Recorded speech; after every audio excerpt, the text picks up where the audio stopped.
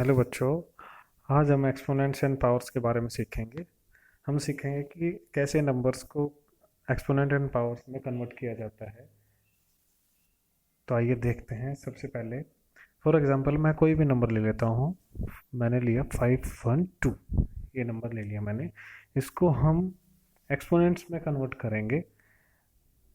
तो यहाँ इसके फैक्टर हम करेंगे तो फैक्टर होंगे 8 × 8 × 8। और यहाँ हम इसको जब एक्सपोनेंट्स में लिखेंगे तो उसको लिखेंगे इक्वल्स टू 8, एक्सपोनेंट हो जाएगी इसकी 3, यानी पावर 3। तो यहाँ हर एक 8 की इंडिविजुअल पावर है मल्टीपल में। यहाँ 1 1। और जब बेस एक जैसा होता है मल्टीप्लिकेशन में तो इनकी पावर्स जो है सभी ऐड हो जाती है, यानी एक्सपोनेंट्स जो होती हैं सभी ऐड हो जाती हैं। यहाँ 8 जो है वो होता है बेस नंबर, बेस नंबर कहते हैं। और जो 3 यहाँ शो है उसको कहते हैं एक्सपोनेंट, एक्सपोनेंट। और कंप्लीट इस 8 की पावर 3 जो यहाँ लिखा हुआ है इसको बोलते हैं एक्सपोनेंशियल फॉर्म, एक्सपोनेंशियल फॉर्म। यानी 512 का एक्सपोनेंशियल फॉर्म है 8 की पावर 3, या हम इसको ऐसे भी बोल सकते हैं 8 raise to the power of 3, 8 raise to the power of 3। तो 512 का एक्सपोनेंशियल फॉर्म जो है ये है। इस तरीके से हम किसी भी नंबर का एक्सपोनेंशियल फॉर्म कन्वर्ट कर सकते हैं या रिप्रेजेंट कर सकते हैं। तो हम देखेंगे इसके कुछ लॉज हैं, कुछ इसकी प्रॉपर्टीज़ हैं मल्टीप्लिकेशन में, डिवाइड में। तो हम उनको यहाँ सीखते हैं। आइए देखते हैं। सबसे पहले फॉर एग्जांपल मैं यहाँ कोई भी वेरिएबल ले लेता हूँ। मैंने लिया वेरिएबल a और इसकी एक्सपोनेंट मैंने लिखी m, मल्टीप्लाई फिर से मैं वेरिएबल बेस लेता हूँ यहाँ a और इसकी एक्सपोनेंट लिखा मैंने n। जैसा कि मैंने आपको इस एग्जांपल में बताया था इसमें भी वही रहेगा। जब कभी भी मल्टीप्लिकेशन में, जब कभी भी मल्टीप्लिकेशन में आपके बेस, यहाँ देख रहे होंगे आप, बेस है a, यहाँ भी a और यहाँ भी a, और इनके जो एक्सपोनेंट्स हैं वो अलग अलग हैं। जब कभी भी मल्टीप्लिकेशन में बेस एक जैसे होते हैं यानी सेम होते हैं तो उनकी एक्सपोनेंट्स जो होती हैं रिजल्ट में ऐड हो जाती हैं। यानी रिजल्ट आया मेरा a, इन दोनों की एक्सपोनेंट्स हो जाएंगी यहाँ एडिशन m प्लस n, यानी ये इसका रिजल्ट होगा। आप इसको चाहें तो किसी एग्जांपल की हेल्प से कर सकते हैं। मैं एक एग्जांपल देख लेता हूँ। यहाँ a लिया मैंने, बेस नंबर लिया 2, यहाँ m की वैल्यू रख लेता हूँ मैं 4, मल्टीप्लाई 2, n की वैल्यू रखी मैंने 3। तो मेरा रिजल्ट आएगा 2, ब्रैकेट में रख लेता हूँ बेस नंबर को, उनकी एक्सपोनेंट्स दोनों हो जाएंगी एडिशन 4 + 3, और यहाँ आएगा मेरा 2 की पावर 7। आप इसको पावर कह सकते हैं, एक्सपोनेंट कह सकते हैं। आगे इसका लो है एक और, ये तो है फर्स्ट मल्टीप्लिकेशन में। एक और आता है डिवाइड में। जब ये डिवाइड में हो यानी बेस जब मेरे डिवाइड में हो और एक्सपोनेंट अलग अलग हो, ए की पावर m अपॉन में की पावर n। अब यहाँ आप देखेंगे कि यहाँ मेरे बेस तो सेम है लेकिन इनकी जो एक्सपोनेंट्स हैं वो अलग अलग हैं। तो इनको कैसे सोल्व करेंगे? जब बेस एक जैसे होते हैं और डिवाइड में होते हैं तो आप उनकी एक्सपोनेंट्स को क्या कर दें, माइनस कर दें। लेकिन माइनस कैसे करें? यहाँ आपका m जो है वो ग्रेटर होना चाहिए n से, यानी एक्सपोनेंट m जो है वो ग्रेटर होनी चाहिए एक्सपोनेंट n से, अदरवाइज आपका रिजल्ट नेगेटिव आएगा। और नेगेटिव के लिए आपको फिर उसको रेसिप्रोकल करना पड़ेगा। तो पहले मैं इसको सॉल्व करके दिखा देता हूँ। रेसिप्रोकल का टॉपिक जस्ट आगे इसको मैं शो करूँगा आपको। तो यहाँ हम लिख सकते हैं a की पावर m मल्टीप्लाई a की पावर -n। आप इसको किसी भी एग्जाम्पल की हेल्प से कर सकते हैं, या फिर इसको एक और इसको कन्वर्ट कर सकते हैं। यहाँ देखिए मल्टीप्लिकेशन में दोनों के बेस एक जैसे हैं, फिर आप इन पावर्स को क्या कर दें, ऐड कर दें। a m plus minus n. तो आपका रिजल्ट यहाँ आएगा, फिर से मैं इसको और थोड़ा सॉल्व कर देता हूँ, m माइनस एन, क्योंकि प्लस माइनस माइनस, ब्रैकेट के बाहर प्लस का साइन है तो साइन चेंज नहीं होंगे, तो यानी आपका रिजल्ट ये आएगा। अब आप चाहें तो कोई भी एग्जांपल लेके इसको सॉल्व कर सकते हैं, इसी तरीके से यही एग्जांपल आप ले सकते हैं, बिल्कुल एज इट इज़ आप इसमें रख दीजिए और आपका आंसर बिल्कुल ठीक आएगा, इसी तरीके से आएगा। लेकिन ध्यान रहे यहाँ पर जो आपकी एक्सपोनेंट m है वो ग्रेटर होनी चाहिए एक्सपोनेंट n से।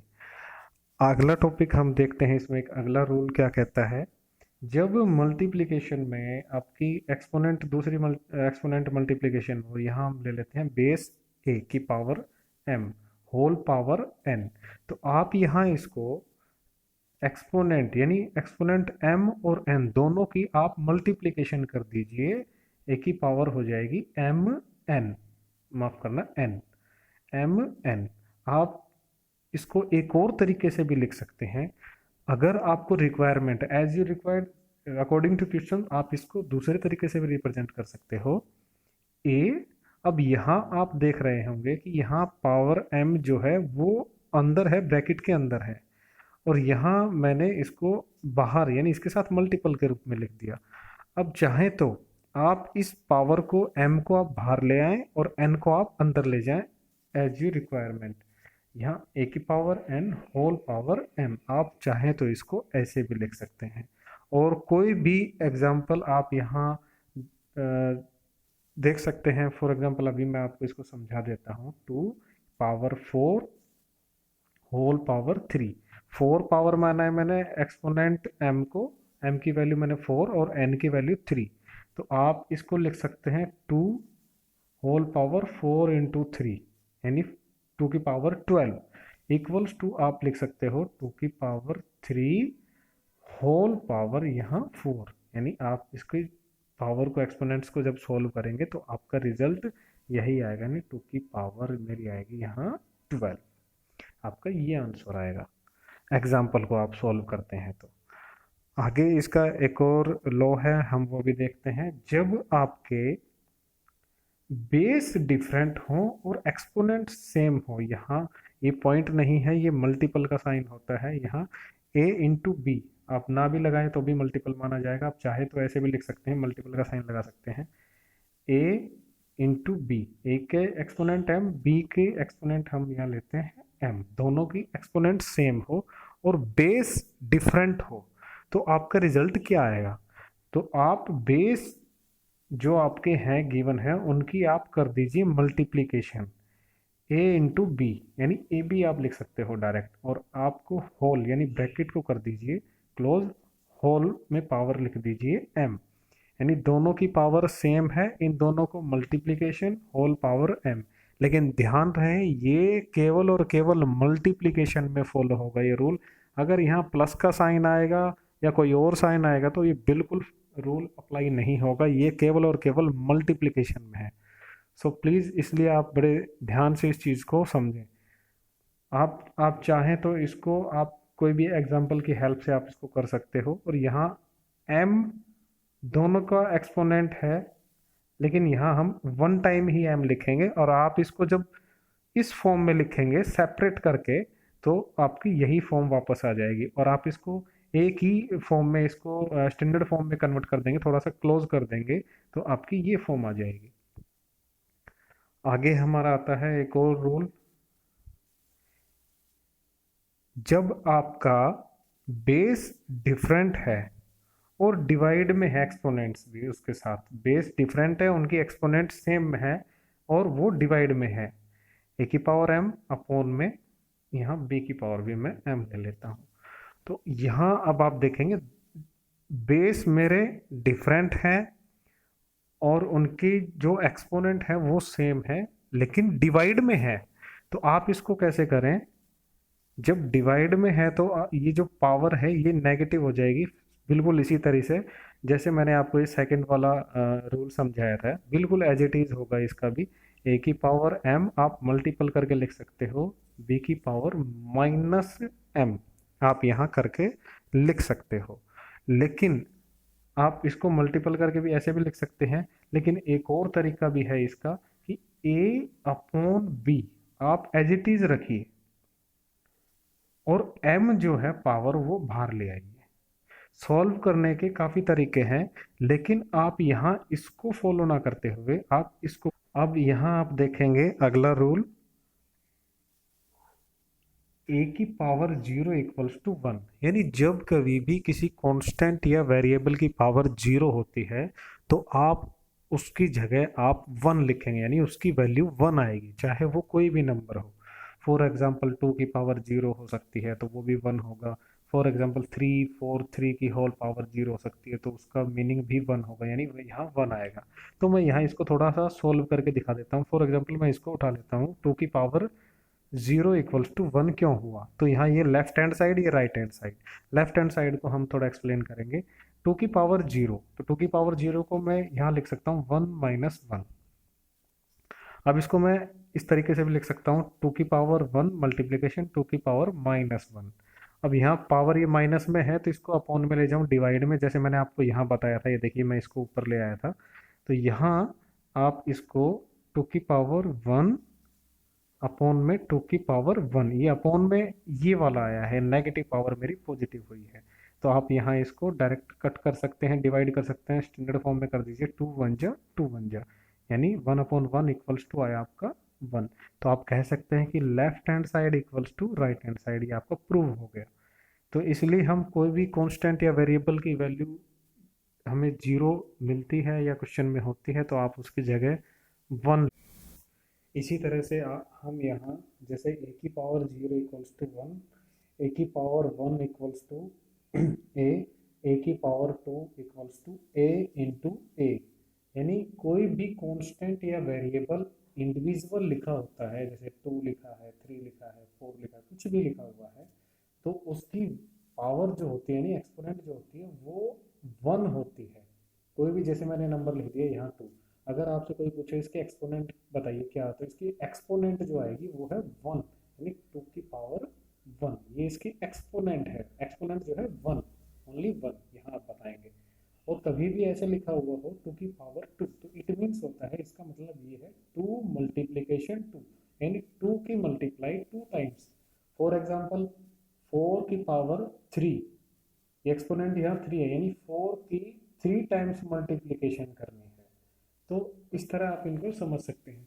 आगे एक और इसका रूल है छोटा सा, जब कभी भी अपोन में, यानी 1 अपोन में आपको कोई भी कांस्टेंट या वेरिएबल कुछ भी दे रखा है, उसकी एक्सपोनेंट दी हुई है आपको, ए आपका बेस और एन इसकी एक्सपोनेंट, तो हम इसको कैसे लिखेंगे, यानी कि मुझे इसको 1 अपॉन से हटा करके इसको ऊपर लेके जाना है, न्यूमिनेटर की प्लेस पे लेके जाना है। तो जब कभी भी आप इसको रेसिप्रोकल करें तो इसका आंसर जो आएगा वो ए, यानी यहाँ ये जो एक्सपोनेंट है, अब आपको इस पर फोकस करना है। अगर यहाँ आपका साइन पॉजिटिव है तो ये साइन हो जाएगा नेगेटिव। और मान लीजिए आपका A exponent minus N, for example यहाँ माइनस का है आपका एक्सपोनेंट, तो आप इसको जब न्यूमिनेटर के प्लेस पे लेके जाएंगे तो यहाँ आपका एक्सपोनेंट जो है ये पॉजिटिव हो जाएगा, यानी रेसिप्रोकल करते समय आपका पॉजिटिव हो जाएगा। और एक छोटी छोटी 1-2 चीज़ें और हैं, मैं उनको भी थोड़ा एक्सप्लेन कर देता हूँ। -1 का जब कभी भी आपका बेस माइनस में हो, बेस ध्यान से सुने, बेस जब कभी भी आपका माइनस में हो और आपकी एक्सपोनेंट ओड नंबर है, ओड नंबर में आपकी एक्सपोनेंट है, तो आपका रिजल्ट जो सोल्व करने के बाद आएगा, यानी आपका बेस जो आएगा वो नेगेटिव ही आएगा हमेशा, ऑलवेज। और अगर मान लीजिए आपका बेस नेगेटिव है और आपकी एक्सपोनेंट इवन है, इवन नंबर में, तो आपका बेस रिजल्ट जो आएगा वो ऑलवेज पॉजिटिव आएगा। तो ये एक बहुत ही इम्पोर्टेंट इसकी मैं एक रूल मानता हूँ, इसका एक लॉ है, बहुत अच्छा है, ये अक्सर बच्चों को कंफ्यूज कर देता है। तो यहाँ इस पे थोड़ा ध्यान दें। और एक और छोटा सा इसका एक एग्जांपल, इसका रूल मैं यहाँ बताना चाहता हूँ। मान लीजिए आपका बेस है a, इसकी एक्सपोनेंट 2, मल्टीप्लाई में है b बेस और इसकी एक्सपोनेंट है 3। इक्वल कब होगा? जब राइट हैंड साइड, यानी this is left hand side and here right hand side, आपका बेस पावर एक्सपोनेंट 3 आपकी और मल्टीप्लीकेशन में a और पावर आपकी 2। तो यानी इन दोनों का left hand side and right hand side दोनों रिजल्ट सेम आएगा। आप चाहें तो a और b की जगह कोई भी वैल्यू रखकर, कोई भी कांस्टेंट वैल्यू आप रख के इसको सॉल्व करके देख सकते हैं।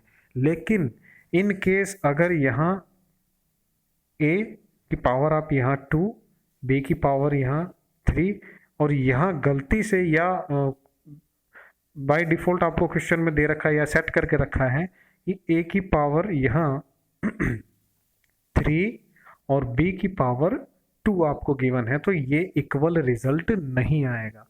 तो आई होप बच्चों ये आपको समझ में आ गई होगी, और इन पे आप थोड़ा प्रैक्टिस करेंगे तो बहुत ही इजी टॉपिक है। और आपको कोई भी डाउट होता है तो प्लीज़ कमेंट बॉक्स में आप डाल दीजिए, मैं उसका सॉल्यूशन करने का, आपकी हेल्प करने की पूरी कोशिश करूँगा। Thank you very much.